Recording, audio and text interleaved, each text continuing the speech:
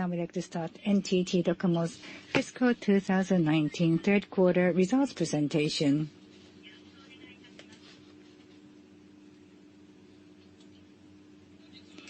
Thank you very much, ladies and gentlemen, for taking your precious time to attend our meeting. I am Okubo of the IR department of NTT Docomo. I'll be serving as your MC today. Please be advised that the audio of this session will be broadcast live through Docomo's IR information site, and the recorded audio will also be made available for on-demand distribution later. Before we begin the presentation, I would like to remind you of 3 points. First of all, I would like to introduce the participants from NTT Docomo. The Senior Executive Vice President and Head of the Sales and Marketing Division, Mr. Tsujigami.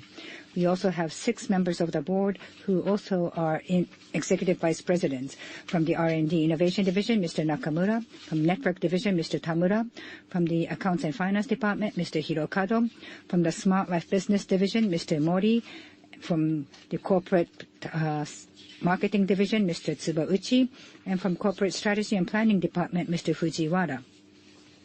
For today's timetable, we will begin by Mr. Tsujigami's presentation using the presentation slides, which will be followed by a Q&A session. We expect to finish this meeting at around 6 p.m. Japan Standard Time. Finally, I would like to go through today's materials. The results slides, together with the financial data book and other related information, are made available on Docomo's IR webpage. Also, pertaining to the forward-looking statements, including those made during the Q&A session, please refer to the final slide of the presentation slides. Now we would like to begin the presentation. Mr. Tsujigami, please begin. The floor is yours. I am Tsujigami, Senior Executive Vice President of the company. Let me now begin the results presentation for the first 3 quarters of fiscal 2019 ending March 2020. Please open page 1 of the slides. This is the results highlights. Operating revenues decreased by 138.1 billion yen year-on-year and reached 3,516 billion yen. Operating profit decreased by 114.2 billion yen to 787.9 billion yen. Profits attributable to the shareholders of NTT Docomo decreased by 65.2 billion yen year-on-year and reached 542.3 billion yen. Free cash flow increased by 27.4 billion yen to 414.3 billion yen. Due to the introduction of the new rate plans, Gigaho and Gigalight, and other customer return measures, we recorded a decrease in both operating revenues and profit. However, we are making a steadfast progress towards our full-year guidance, and we will make sure to deliver on the target numbers. Slide number 2, the results by segment. In telecommunications business, operating revenues decreased by 199.4 billion yen, and operating profit decreased by 115.8 billion yen. For Smart Life business and other businesses combined, operating revenues increased by 66.2 billion yen, and operating profit increased by 1.7 billion yen. As for Smart Life business, due to the consolidation of NTT Plala as our subsidiary, operating revenues increased by 59.9 billion yen. However, operating profit decreased due to the aggressive sales promotion of D-payment and other video services, and it recorded a decrease of 12.1 billion yen. Page number 3, operating profits. Key factors behind the changes in operating profits are described here. Operating revenues recorded a decrease of 138.1 billion yen. The key factors behind this was as follows. Mobile communication services revenues decreased by 68.8 billion yen due to the expanded impact of customer return measures. Optical fiber broadband service revenues, on the other hand, increased by 38.3 billion yen. Other operating revenues, due to the consolidation of NTT Clara and other factors, it recorded an increase of 53.8 billion yen. Selling-related revenues decreased by 161.3 billion yen due to the reduction in the number of wholesale handsets sold. On the other hand, operating expenses, although there was an expense increase due to the aggressive sales promotion in Smart Life business, however, due to the decrease of cost equipment sold, the operating expenses recorded a decrease of 23.9 billion yen. Consequently, operating profit decreased by 114.2 billion yen year on year and reached 787.9 billion yen. Page number 4. This is the D-Point Club members.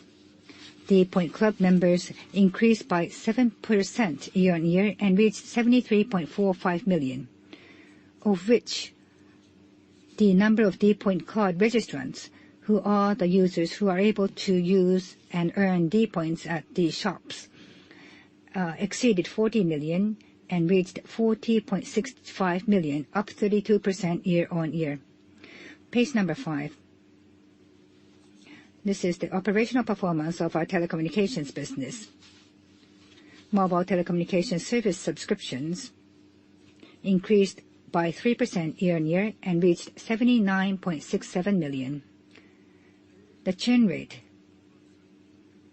for the first 3 quarters, cumulative, excluding the MVNOs, was 0.54%. The handset churn rate in particular, despite the changes in the competitive environment due to the promotion of subscriber migration to the new rate plans, we maintained it at the very low level of 0.43%.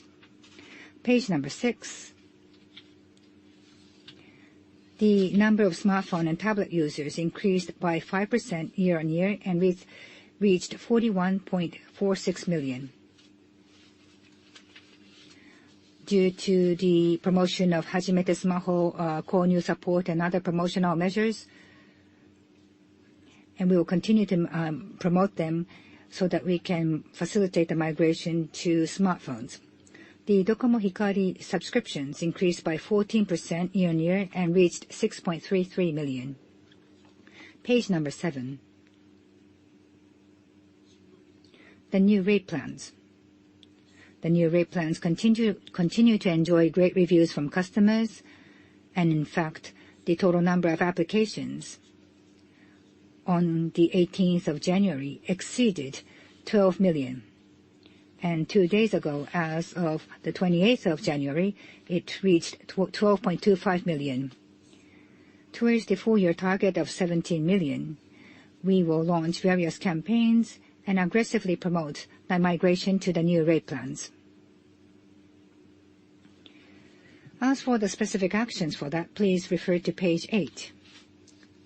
Starting December, for those customers who have subscribed for the Gigaho package, we have launched the Amazon Prime comes with Docomo plan campaign, and also the Disney Deluxe discount campaign, under which customers will be able to receive discounts for up to 1 year. And also starting January 1st, we increased the data allowance of all Gigaho package users to 60 gigabytes under the Gigaho Zoryo campaign. Through these measures, we would like to continue the migration of subscribers to the new rate plans and facilitate upsells and acquire porting subscribers and curb port-outs so that we can solidify our customer base. Page number 9, this is about our ARPU. The aggregate ARPU for the 3rd quarter, including the impact of various discounts, was 4,710 yen. Although the number of Docomo Hikari subscriptions increased, however, due to the expanded impact of the customer return measures such as the new rate plans, the ARPU recorded a decrease of 120 yen year on year. Page number 10. Cost efficiency improvement. For the cumulative of the first 3 quarters, we achieved cost efficiency improvement totaling 74 billion yen. This is a progress as planned, and towards the delivery of our 130 billion yen full-year target, we will continue to make efforts to further improve our cost efficiency. Slide number 11.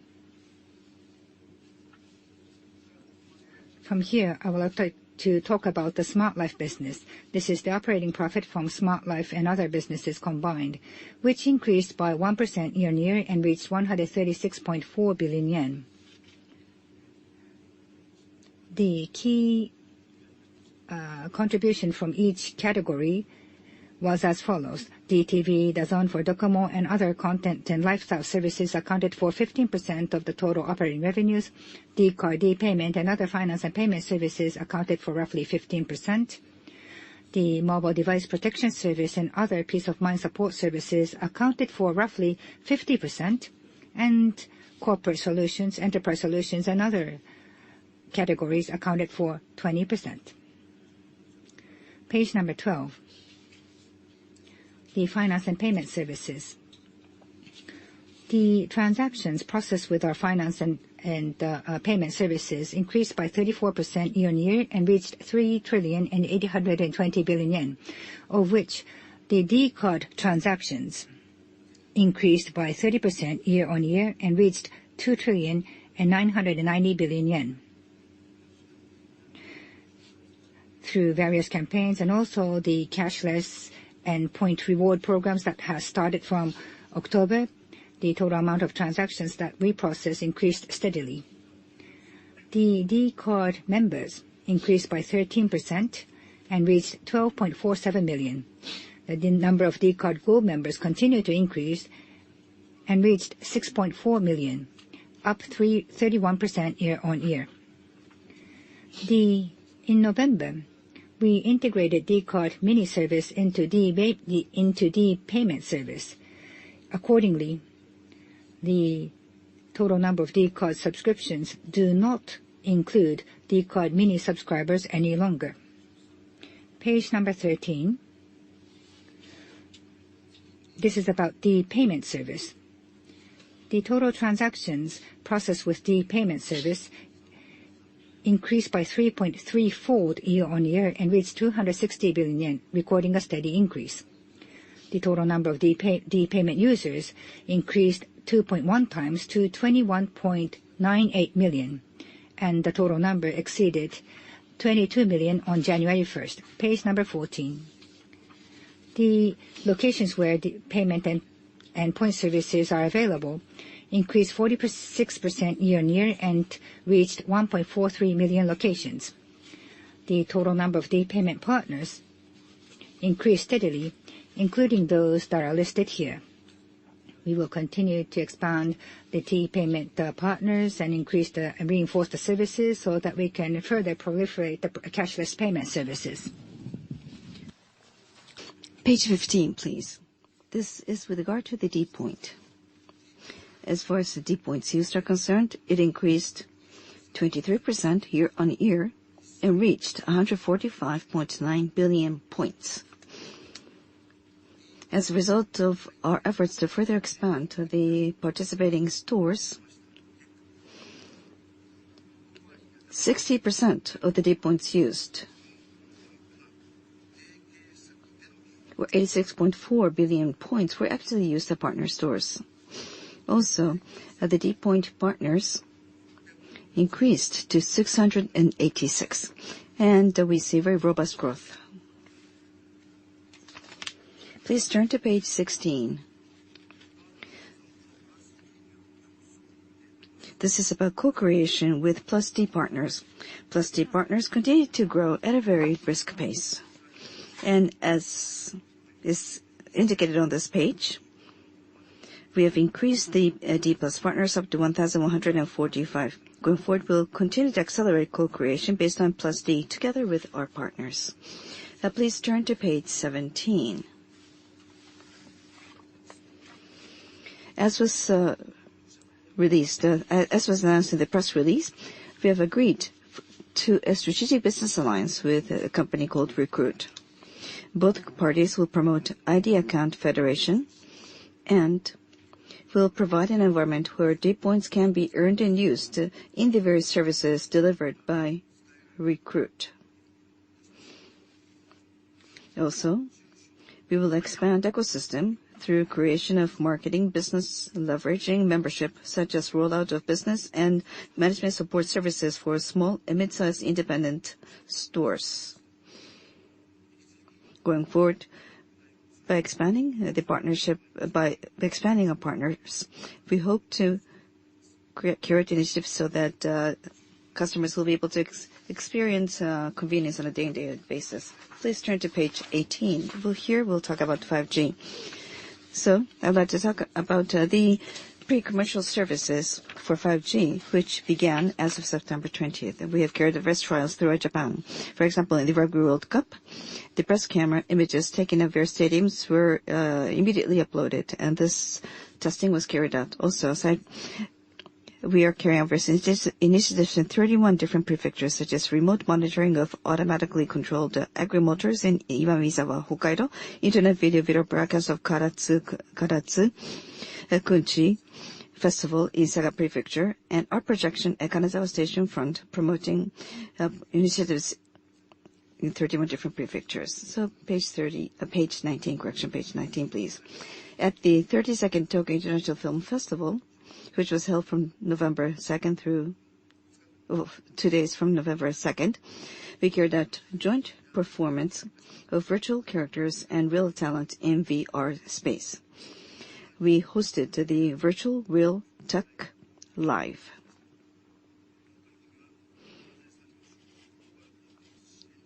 And this was adopted as JLOT, which is a service for global contents that will be supported by the Ministry of Economy, Trade and Industry. Please turn to page 20. On March 18th, we will host a special event in Tokyo, which is a collaboration involving Shintaikan Live Connecting that leverages 5G's high-speed, large capacity transmission, and Stones and Snowman. These are two groups that debuted quite recently. And the event can be viewed based on 8K VR live distribution that was received via 5G with a head-mounted display in Shibuya stream. And also for those customers who are not able to come to the venue, they will be able to access through Shintankan Live Connect distribution, which will be for charge. We will like to actively create revenue generation opportunities such as these. Please turn to page 21. In terms of co-creation with partners during the pre-commercial service period, we have already created 100 different use cases in wide areas. Leveraging 5G, we want to address various solution of various issues, such as overcome inequality in education between different regions, industrial advancement, and work-style reform. Also, toward introducing the commercial services to the society, we want to promote co-creation with various partners in wide areas so that we'll be able to contribute to the acceleration of growth of the society through 5G solutions. Please turn to page 22.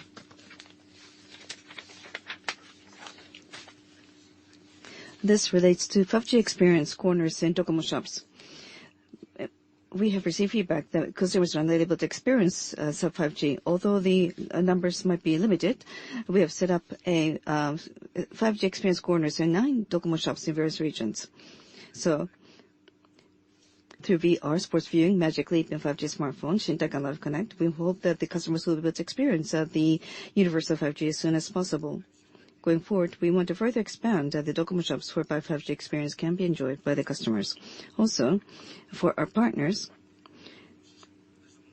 through our branch offices, we have carried out Docomo 5G Open Lab in 11 different bases, and we're accelerating the creation of new solutions. Turn to page 23. Here, this is a medium-term strategy. Declaration beyond the actions taken so far. So this relates to value and acceptance to customers. Declaration 1. D point at participating stores outside Japan exceeded 100 stores. For example, commemorating the first anniversary since the delivery of deep points in Hawaii, we have been carrying out a campaign whereby maximum 30,000 points can be provided. Also, Declaration 2. So we started joint business for MBOT with Tomy Company Limited. And also Declaration 3.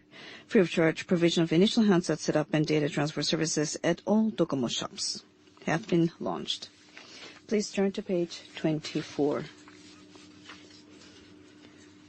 This relates to value co-creation with partners. Declaration 4, world's first dynamic DOH business in railway vehicles. We have agreed on this. Declaration 5, we started providing mobile spatial statistics real-time population survey in Japan. Declaration 6, we entered into capital and business alliance agreement with Showcase GIG. This will be a collaboration between the payment mini application platform, and we want to spread OMO. We will be pursuing other initiatives, and we will make sure that we'll be able to realize rich society by delivering beyond declaration. Please turn to page 26. This relates to liquidation of receivables. This is the first attempt on the part of Docomo. We want to improve balance sheet efficiency through liquidation of decard receivables. And from March this year, at the end of this fiscal year, we intend to implement 50 billion yen such program. And the purpose of this program will be for working capital. As for next fiscal year onwards, aside from decard receivables, we also want to off-balance installment claims as well. So toward future investment, toward future growth-oriented investment, and also for buyback programs, we want to prepare for further liquidation, and we want to drive balance sheet efficiency. Please turn to page 26. This relates to the status of the share repurchase program and progress so far. I believe it is self-explanatory on this page. From May 7th through December 31st, in the Tokyo Stock Exchange, we carried out we purchased on the marketplace.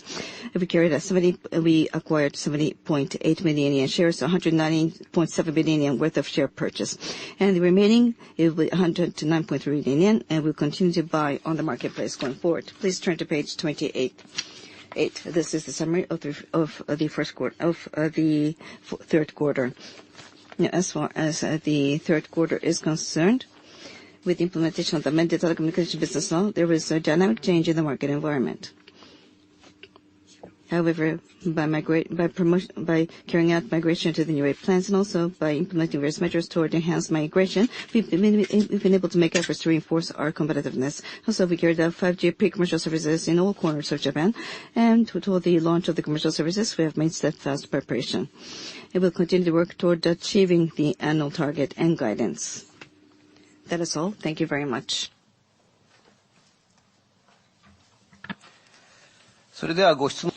Now we'd like to entertain your questions. We would like to accommodate as many questions from as many questioners as possible.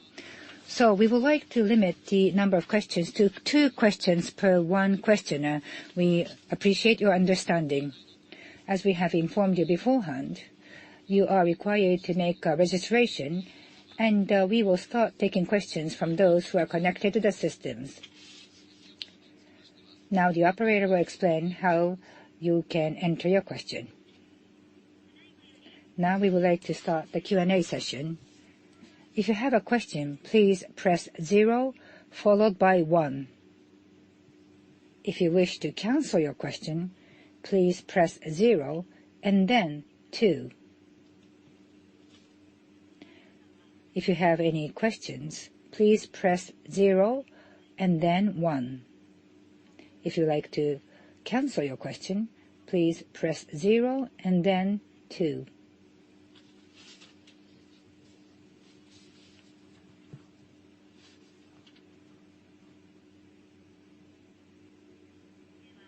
First, we would like to take the question from Mr. Masuno from Nomura Securities. I am Masuno. Can you hear me? Yes, we hear you okay. I have 2 questions. One is about the liquidation of your receivables. As of the end of December, the D-card receivables and the handset installment receivables, when this is liquidated, in which formula are you going to achieve the liquidation? Can you elaborate on that point? I am Hirokado, head of the CFO. As of the end of December, the D-card receivables was 740 billion yen, and the handset installment receivable was about 700 billion yen, almost the same amount, 740 billion yen. So not all of them will be subject to liquidation. However, a total of 1 trillion yen or so can be put for liquidation at maximum. That's how we believe, how we see it. In the first phase, this will be used for growth investments and also for share repurchases. And of course, if this is used for share repurchases, we can drop this from both the assets as well as for the liabilities, which will reduce our capital cost and improve our ROIC. And the amount of share repurchases at this point of time is not decided at all. But this fiscal year, we are carrying out the program of 300 billion yen for share repurchases, but it has taken us like 12 months in order to consume this whole budget. And it has been done. And if you look at the volume, 10% or so or more, we are buying every day, but it has been taking like 12 months in order to consume this whole authorization. So I think 300 billion yen per annum, I think, is the maximum amount that we can repurchase from the market according to what we have seen so far. Thank you very much. My second question is about the new entrant who will be starting from the starting business from April onwards. What kind of preparations are you making in order to counter them? The 30 gigabyte data flat rate plan is now increased to 60. Comment on the concrete measures you are contemplating in order to counter the new entrant starting business in April.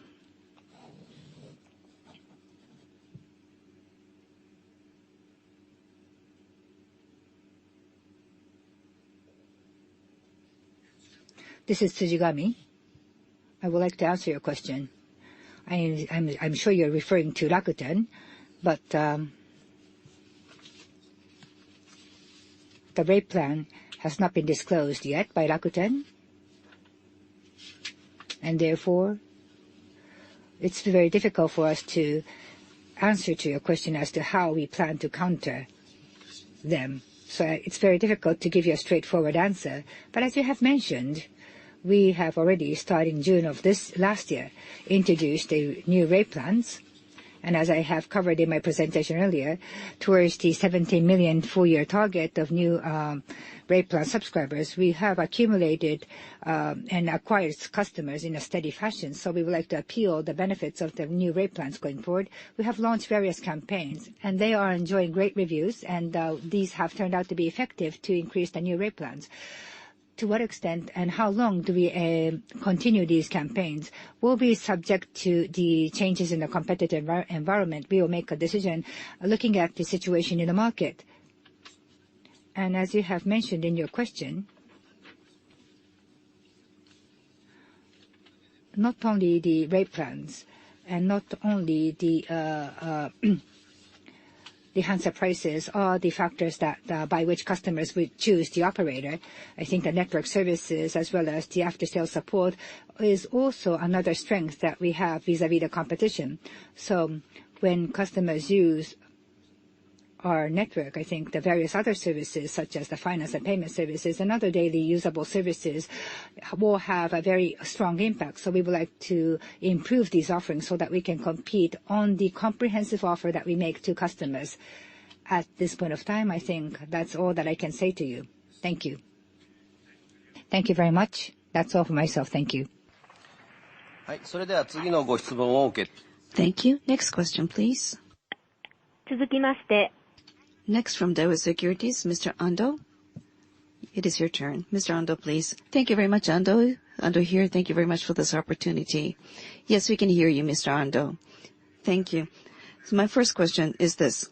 It's about the change in the regulation for sales since October of 2019. So as a result, the introduction of the new regulation, was it beneficial or disadvantageous for Docomo? What is your evaluation? What is your assessment of the impact of the new regulation? And what is the reason behind your position? I would appreciate your insight. Thank you. And thank you very much. Suzugami here. Yes, in October, the amended telecommunication business law was enacted. And among the three mobile carriers, the competitive conditions were actually became equal. That is how we recognize the situation. Up until now,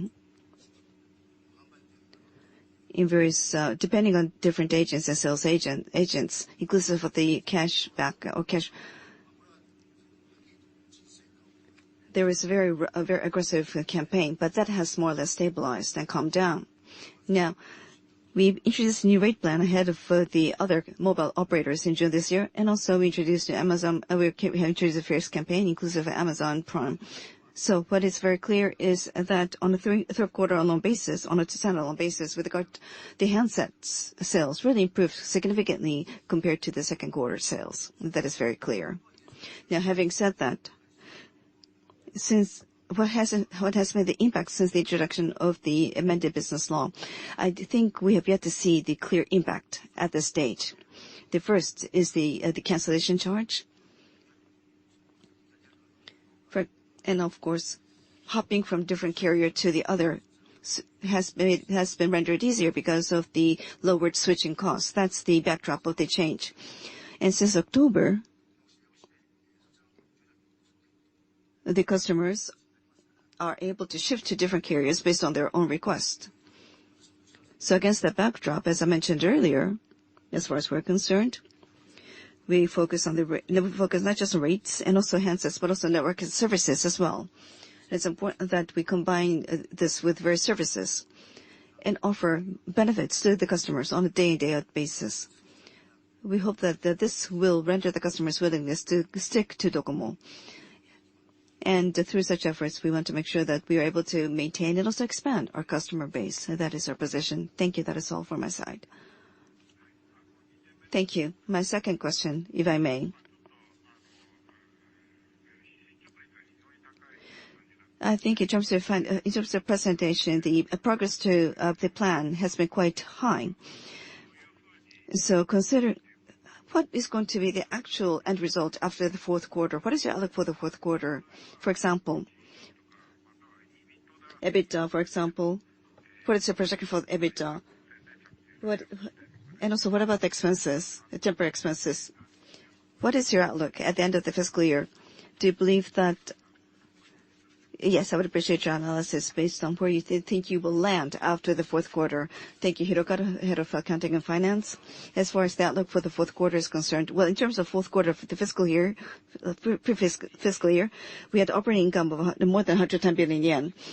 And if that is the case for this fiscal year, yes, the profit will actually be, there's an upside, there will be an upside to the operating profit. But having said that, there's a downside. For example, the mobile telecommunication revenue, such as Gigalite and Gigaho, sales will probably expand in the fourth quarter. So that will tens of billions of yen impact. And also as far as measures are concerned, we want to reinforce the customer base. So therefore, we will be promoting migration among customers. And also we will seek net increase in terms of the subscriptions.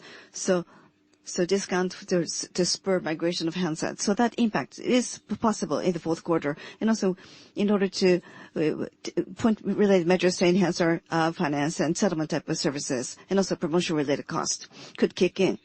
And also, 5G-related expenses, this is on a continuous basis, and also amortization and depreciation could increase. So toward the target of 130 billion, yes, we will deliver 130 billion yen operating income. But we don't expect exponential upside to this annual guidance. So I think we will land where we expected. So I don't think you need to be overly concerned about this. Sorry, point of clarification. So you're saying that primarily, as far as marketing measures are concerned, you will be spending a lot of marketing-related expenses during the fourth quarter. And you think that's where you will land at. That's where you will land at the end of the fourth quarter. And as you get into the next fiscal year, you will no longer have to take such aggressive marketing measures. Is my understanding correct? Well, it's not because that we do this just because it's the fourth quarter or it's because the first quarter. We will always monitor the level of the profit. If there's cushion available, if there's room available, we want to take measures that will lead to increased profit down the road. As far as this fourth quarter is concerned, yes, there is room for us to take such measures for this fourth quarter. But having said that, as far as the direct discount is concerned, because of the change of regulation, we cannot do that. So we want to spend toward migration, promotion, and also point-related programs. Thank you. Now the next question, and we would like to entertain the next question. Next will be from UBS Securities, Mr. Takahashi. Please begin your question. This is Takahashi. I have two questions. First, regarding the impact of the new rate plans. In the beginning of the year, 200 billion was the estimate on your profit. In the second quarter, you said that there will be an improvement of 10 to 20 billion yen from that initial guidance. But then in the third quarter, after the third quarter, how will you assess this revised guidance? If there's any change to your forecast, what factors have changed? Can you elaborate on that? For example, the new rate plan itself. The discount impact was not sizable as you had initially anticipated, or the improvement of the monthly support discount has been changed compared to your initial guidance. Can you elaborate on this, please? This is Hirokado, the CFO, again. The negative impact from the Gigaho and Gigalight initially was predicted to be 200 billion yen for the full year. And if you look at the track record for the first 3 quarters, it's less than 100 billion yen. But about 90 billion yen impact has been witnessed. The Gigaho and Gigalight, and including the improvement of the monthly support discount program, was more or less in line with our initial assumption, and actually the full year projection, as we had said the last time. When you look at the reservation from May and June, and of course because that was the startup takeoff was a lot slower in the beginning, so therefore the 200 billion yen impact will more or less be the landing number, I think. But if you exclude the Gigaho and Gigalight impact and also talk about the ARPU performance of the mobile communication service, because we have provided this 1 gigabyte top-up and also the upsell and also the voice communication, because all these are delivering favorable performance. So compared to the initial plan, I think we'll be able to see some upside from those elements. So the uncertainty that we have is about the upsell within the Gigaho and Gigalight package has been slower than anticipated. But the former rate plans upsell is performing and faring better than expected. So I think this is some factor that we have to keep a close eye on going forward, because that will have a different strong impact on the financial results in the end. The second question is about 5G.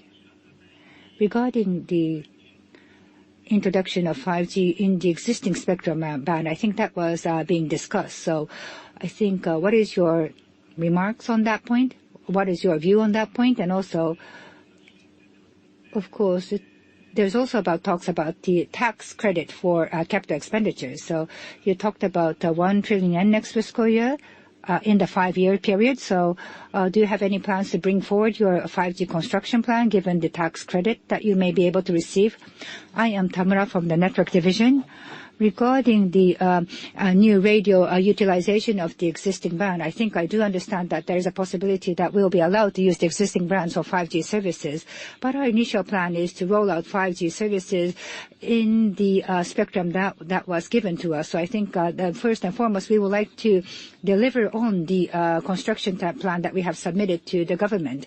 Then the existing band, we are not securing so much bandwidth, and that will not allow us to deliver the benefits of 5G, which is the large capacity and high-speed transmission. So I think we should avoid that to the extent as much as possible. And regarding the tax break, that is not made sure whether we are going to make use of it. So 10,000 base stations is currently talked about, and we would like to achieve that for the 5G rollout. Yes, thank you very much for your answer. Thank you. I really appreciate that. Next question, please. Next, from SBI Securities, Mr. Moriyuki. It is your turn. Thank you, Moriyuki here. Thank you very much for this opportunity. Can you hear me? Yes, please go ahead, sir. Thank you very much. The churn rate has improved significantly. What are the factors? What are the users' profile whereby the outflow has stopped? Can you share with us the customer profile? Mr. Hirokata, you mentioned upsell for Gigaho and Gigalite was not that high, but then the upsell for other existing programs have been quite high. So is there a causal relationship between that? So what are the drivers behind the improvement? Are they high-end users or low-end users? Can you share with us the customer profile which led to the improved churn rate? Thank you. Tsurigami here. As we mentioned earlier, since October, the telecommunication business law was amended, and that amended law was enacted, and the competitive condition among the three mobile players became quite level. And we introduced the separation plan in June ahead of the rest. And we have been providing handset return program, and the other mobile operators are using their own measures. And of course, that includes the measures that sales agents to reduce the prices. So, yes, in the second quarter, yes, we had to be somewhat defensive. But then, as far as the third quarter is concerned, the churn rate really significantly improved. The churn itself really declined. Thank you. That's all. So that being the case, the churn itself improved. I am aware of that. But what about the customer profile? What customer segment whereby you saw the most significant improvement? Is it the high end, the low end bracket? Depending on that, I think this will have impact on your ARPU down the road. So what is the customer profile whereby the churn was improved? Thank you. Tsurigami here. Well, we cannot be too specific because the competitive situation, we're not able to give you specifics. But well, in terms of the aggressive measures taken by the competition, they really lowered the prices of the handsets. So people who are sensitive to the handset prices, I think their churn among those customers really improved more significantly than the other bracket. I say thank you. On a related note, the popular handset lineup, are they shifting toward the low-end bracket? Is this in line with your expectation? Thank you, Tsurigami here. Well, as far as the sales of handsets are concerned, as far as the breakdown of the sales of the handsets, I'm not able to give you the details. But as far as we're concerned, after introducing the separation plan in June, Galaxy 10 and other standard handsets, we really enriched that type of standard handset lineup. And also, we want to spur migration from feature phones to smartphones. We've been able to encourage and deliver migration from feature phones to smartphones. So the percentage of standard handsets among the total lineup did increase at the end of the day. Thank you. Thank you very much.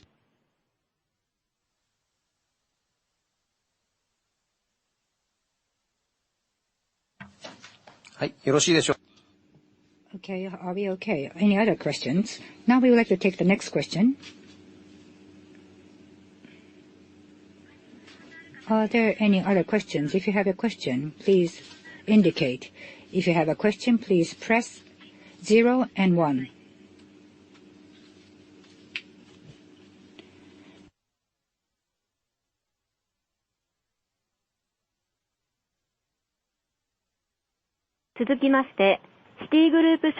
Next, we would like to take the question from Mr. Tsuruo of Citi Securities. This is Tsuruo from Citi. I would like to have two questions as well. First, this relates to Mr. Masuno's interaction with you, and 1 trillion maximum is the liquidation of your receivables size. So in what time frame should we anticipate that this should be realized? You said that you talked about the share repurchase program takes such a long time, but can you elaborate on this point? What kind of time frame are you envisioning? As of the end of March, first of all, 50 billion yen size of liquidation will be tested on a trial cases. With financial institutions, with the auditors, we are carrying out meticulous discussion to prepare for that. But as we close the books, and then after we receive the auditor's approval, we would like to make sure that this off-balancing will be ready, will be done.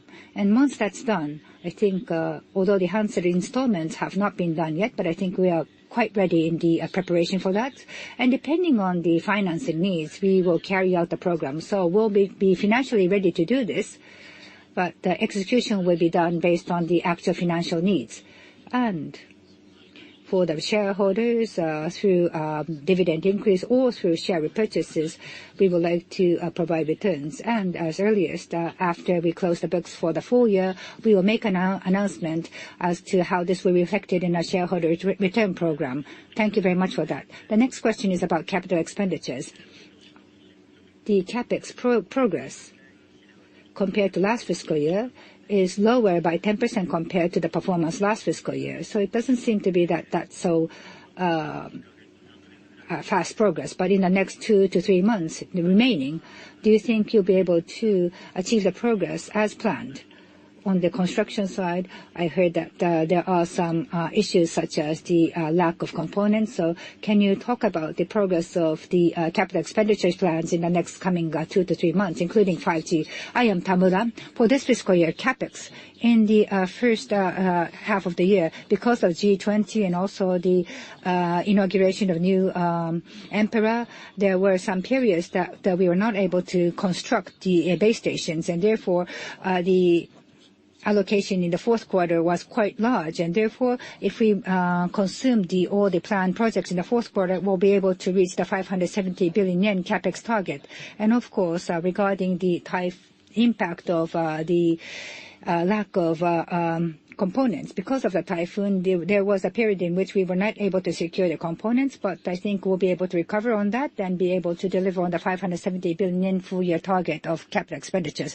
A follow-up question on that. The 5G related capex.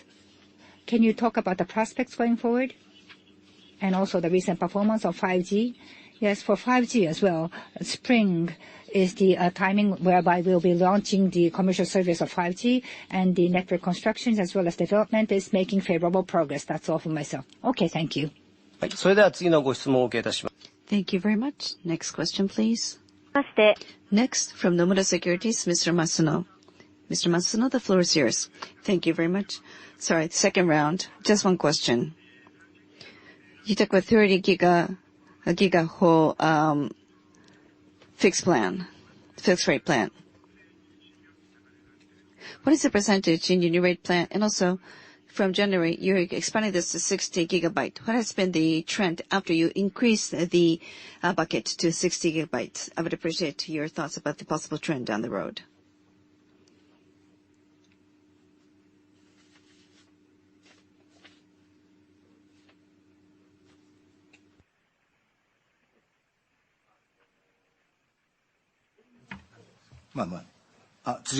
Thank you, Tsujigami here.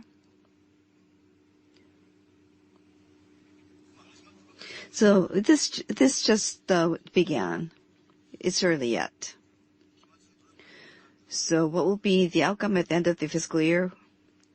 I'm afraid at this juncture we're not able to make any statements about the outlook for the end of the year. And also,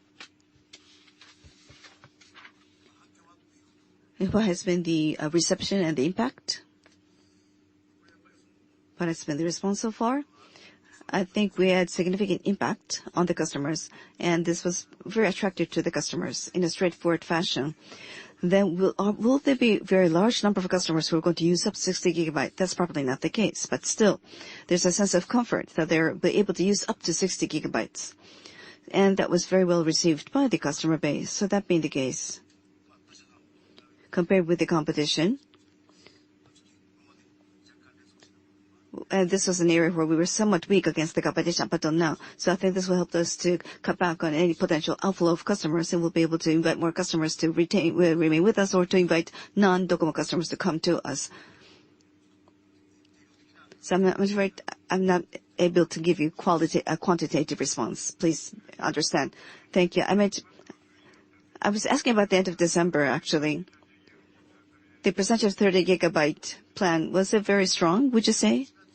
Well, this began from January 1st. Oh, no, what about the 30 gigabyte, gigaho? Not the increase, not the 60 gigabyte. Oh, I see. So you're talking about gigaho, right?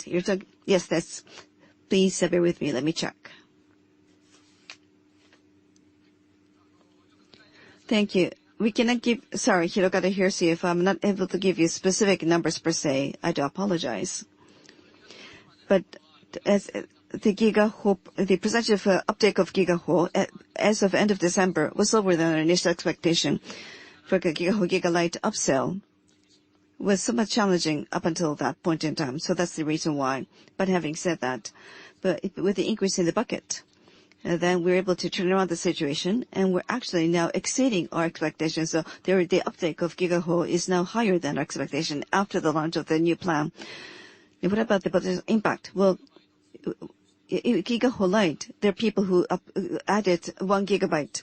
So that part will no longer have an impact. So that's the downside. So we have to strike a balance between that. And we want to take countermeasures for the situation going forward. But it is likely that if we can maintain high uptake of gigaho, then I think we'll be able to weather the situation. Thank you very much. Thank you for that.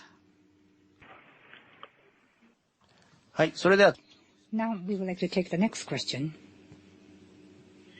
The next question is from Mr. Ando of Daiwa Securities. Please begin your question. This is my second round too. So recently, when you look at the competition of yours, they are now centering their offerings based on payment services, and they are now promoting the open structure and grouping structure. So when you look at the overall market and the movements of your competition, then when you look at the ecosystem that you are trying to build and the future prospects of the Smart Life profit, what kind of impact do you foresee on your business from the moves of the competition? Can you streamline your thoughts on that? I am Mori from the Smart Life Business Division.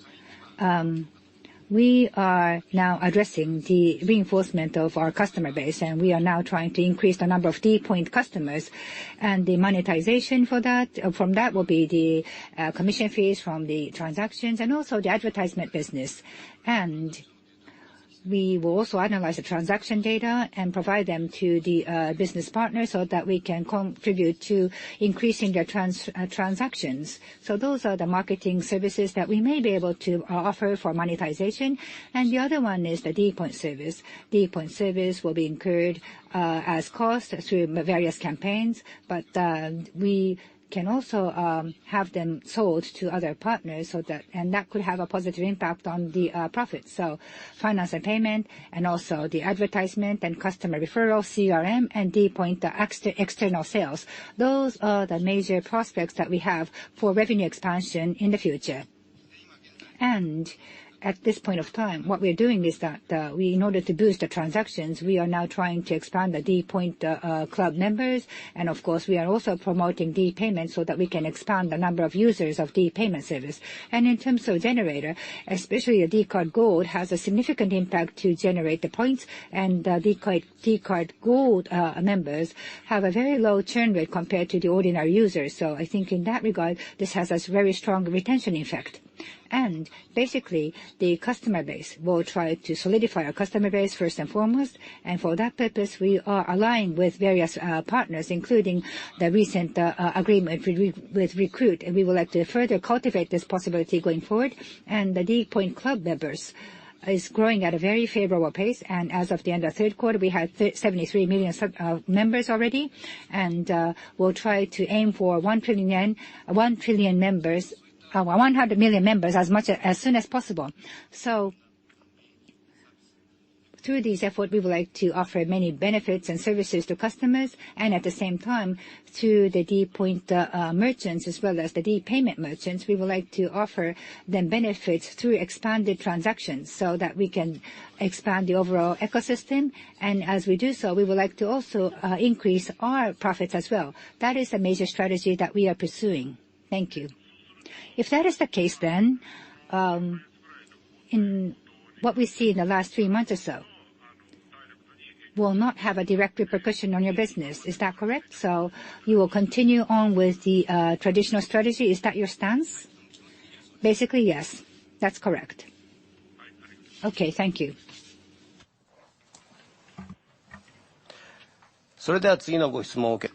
Thank you. Next question, please. Are there any other questions? If you have a question, please press 0 followed by 1.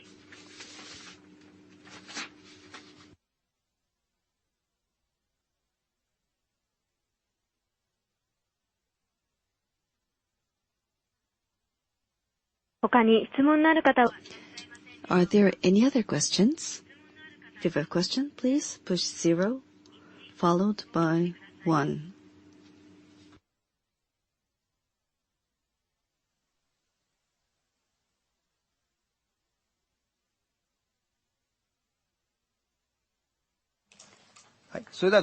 Thank you very much. No other questions? If that is the case, then we would like to conclude the results presentation for the third quarter of fiscal year 2019. Thank you for your participation. Good day.